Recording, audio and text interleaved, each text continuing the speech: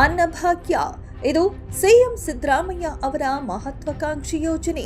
ಬಡವರು ಹಸಿವಿನಿಂದ ಬಳಲಬಾರದು ಎಂದು ಅನ್ನಭಾಗ್ಯ ಯೋಜನೆ ಜಾರಿ ಮಾಡಿದ್ದಾರೆ. ಆದರೆ ಈ ಅಕ್ಕಿ ಬಡವರ ಹೊಟ್ಟೆ ಸೇರುತ್ತೋ ಇಲ್ವೋ ಗೊತ್ತಿಲ್ಲ, ಕಳ್ಳರ ಹೊಟ್ಟೆಯನ್ನ ಮಾತ್ರ ತುಂಬಿಸುತ್ತಿದೆ. ಇದೀಗ ಹುಬ್ಬಳ್ಳಿ ಧಾರವಾಡದ ಪೊಲೀಸರು ಇತಿಹಾಸದಲ್ಲಿಯೇ ದೊಡ್ಡ ಪ್ರಕರಣವನ್ನ ಭೇದಿಸಿದ್ದಾರೆ. ಸರ್ಕಾರ ಬಡಜನರ ಹಸಿವಿನಿಂದ ಬಳಲಬಾರದು ಎಂದು ಅನ್ನಭಾಗ್ಯ ಯೋಜನೆ ಜಾರಿ ತಂದಿದ್ದಾರೆ. ಆದರೆ ಈ ಯೋಜನೆಯ ಲಾಭ ಪಡೆದುಕೊಂಡ ದಂಧೆಕೋರರು ಯಾವುದೇ ಭಯವಿಲ್ಲದೆ ರಾಜಾರೋಷವಾಗಿ ಅನ್ನಭಾಗ್ಯ ಅಕ್ಕಿ ಅಕ್ರಮ ಸಾಗಿಸುತ್ತಿದ್ದಾರೆ. ಇದನ್ನ ಮನಗಂಡ ಬೆಂಡಿಗೇರಿ ಪೊಲೀಸರು ಹಾಗೂ ಆಹಾರ ಮತ್ತು ನಾಗರಿಕ ಸರಬರಾಜು ಇಲಾಖೆಯ ಅಧಿಕಾರಿಗಳು ಜಂಟಿಯಾಗಿ ಏಲಕ್ಕಿ ನಾಡು ಹಾವೇರಿಯಿಂದ ದೂರದ ಗುಜರಾತ್ಗೆ ಅನ್ನಭಾಗ್ಯ ಅಕ್ಕಿಯನ್ನ ಅಕ್ರಮವಾಗಿ ಸಂಗ್ರಹಿಸಿ ಸಾಗಾಟ ಮಾಡಲಾಗುತ್ತಿದೆ ಎಂಬ ಖಚಿತ ಮಾಹಿತಿಯ ಮೇರೆಗೆ 2 ಲಾರಿಯನ್ನ ವಶಕ್ಕೆ ಪಡೆದು ಪರಿಶೀಲನೆ ಮಾಡಿತ್ತು. ಈ ವೇಳೆ ಒಂದು ಲಾರಿಯಲ್ಲಿ 30 ಟನ್ ಮತ್ತೊಂದು ಲಾರಿಯಲ್ಲಿ 19 ಟನ್ ಅನ್ನಭಾಗ್ಯ ಅಕ್ಕಿ ಪತ್ತೆಯಾಗಿದ್ದವು.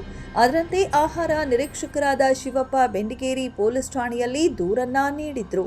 ಈ ದೂರಿನ ಅನ್ವಯ ಬೆಂಡಿಗೇರಿ ಠಾಣೆಯ ಇನ್ಸ್ಪೆಕ್ಟರ್ SR ನಾಯಕ, ಹುಬ್ಬಳ್ಳಿ ಧಾರವಾಡ ಪೊಲೀಸ್ ಆಯುಕ್ತರಾದ N ಶಶಿಕುಮಾರ್ ಹಾಗೂ ಹಿರಿಯ ಅಧಿಕಾರಿಗಳ ಮಾರ್ಗದರ್ಶನದಲ್ಲಿ 2 ಲಾರಿಯನ್ನ ಸೀಸ್ ಮಾಡಿ ಲಾರಿ ಚಾಲಕರಾದ ಗುಜರಾತ್ ಮೂಲದ 40 ವರ್ಷದ ಜಯರಾಮ ಅಂದಾಬಾಯಿ ಉಗ್ರೇಜ್, 30 ವರ್ಷದ ಭರತ್ ಕುಮಾರ ಚಾವಡ, 26 ವರ್ಷದ ಅಂದಾಬಾಯಿ ವಕಾದರ, 34 ವರ್ಷದ ರಾಜು ಚಾವಡಾರ ಅವರುಗಳನ್ನು ಬಂಧಿಸಿ ಇನ್ಸ್ಪೆಕ್ಟರ್ SR ನಾಯಕ ನೇತೃತ್ವದಲ್ಲಿ PSI ರವಿ ಭಟ್ಟರ, ಕ್ರೈಮ್ ಸಿಬ್ಬಂದಿಗಳಾದ ರೇಣು ಸಿಕ್ಕಲಗೇರ, ರಮೇಶ ಹಿತ್ತಲಮನಿ, ಹನುಮಂತ ಕರಗಾವಿ, ರಾಮು ಹರಕಿ, ನೂರ್ ಅಹ್ಮದ್ ನೀಲಗಾರ, ಸೋಮು ಮೆಟ್ಟಿ, ಬಸು ಗಳಗಿ, ಫಕ್ರುದ್ದೀನ್ ನದಾಫ್ ಅವರುಗಳ ತಂಡ ಹಾವೇರಿ, ಲಕ್ಷ್ಮೇಶ್ವರ, ಗುತ್ತಲ, ಕದರ ಮಂಡಲಗಿ, ಬಂಕಾಪುರ, ಗದಗ ಸೇರಿದಂತೆ ಮತ್ತಷ್ಟು ಕಡೆಗಳಲ್ಲಿ ತಪಾಸಣೆ ಮಾಡಿ ಅಕ್ಕಿ ದಂಧೆಕೋರರ ಕೋಟೆಯನ್ನ ಭೇದಿಸಿ ಆರೋಪಿಗಳನ್ನ ಬಂಧಿಸುವಲ್ಲಿ ಯಶಸ್ವಿಯಾಗಿದ್ದಾರೆ.